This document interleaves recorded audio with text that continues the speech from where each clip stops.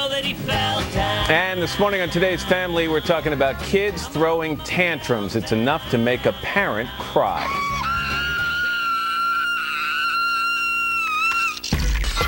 You are a spoiled, rotten little brat. Right head of me! Most of us have been in a situation where a child has acted out.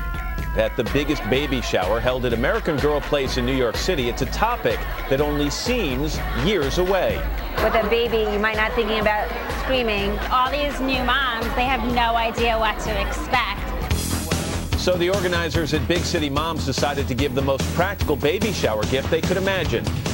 So with that, Hal Runkel, take it away. An expert to teach them how to remain cool when their child's behavior heats up. It is so easy to lose it with your kids, even when they're small. My daughter definitely, when she doesn't get her way, she likes to tantrum. She usually just kind of does a little dance and screams a lot. My daughter has a very sweet disposition, so around in public, around our friends, she's very sweet. And then when I take her, for instance, say Costco, she starts screaming in the middle of the store. Which leaves many parents feeling powerless. You feel helpless. You feel like you can't do anything. I want to yell, and I try not to. Family therapist Hal Runkel has an answer for all that. Our number one job as parents is to, no matter what, just stay calm. I start taking things away.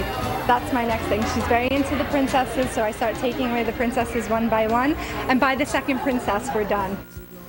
And as we said, Hal Runkel is a licensed marriage and family therapist and the author of Screamfree Parenting, the revolutionary approach to raising your kids by keeping your cool. Yeah, easier said than done. Hal, nice to have you here. Thanks for Let's having start me. with what tends to light the fuse for parents, and that's whining from your kids, okay? Like fingernails on a chalkboard. You say tune into it as opposed to reacting to it. Well, as soon as we get reactive to it, it's fuel on a flame. And our biggest thing is it's our job, we believe, to stop the whining. Right. Yeah, we have to clamp it down. All of us, though, realize the more I try and control my kids that way, the more out of control they become. But what if they don't stop whining? What if you try to stay calm and it just continues and continues? Ultimately, look, if you don't stop whining, then this is what's going to happen. We're going to take you into your room. We're going to put you in timeout. We're going to take something away, just letting you know. But the one thing that I have to commit to is I'm not going to start whining myself. And that's what we typically do. A lot of parents know that whining can lead to tantrums. You start with the whining, you end up in a tantrum. And I like your take on a popular saying on this. For parents, you say, don't just do something, stand there. Stand there. So just ignore it? No. That's absolutely not what you do. Because if you ignore it, again, fuel on a flame.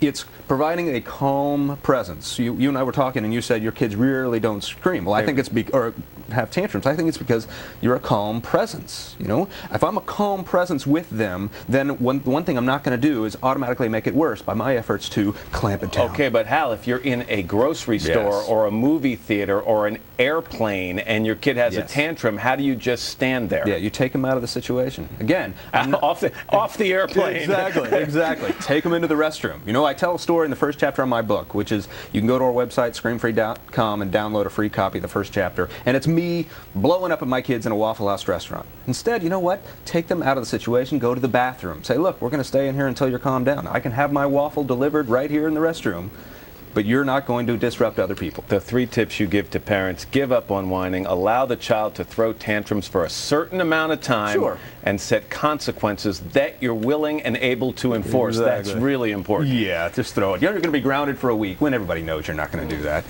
There's no such thing as scream-free kids, but there can be a scream-free parent. All right, Hal, thanks. Good to have you here. Thanks for having me. Good advice for a lot of people. When we come back, Martha Stewart decorating for Halloween, but first, your local news.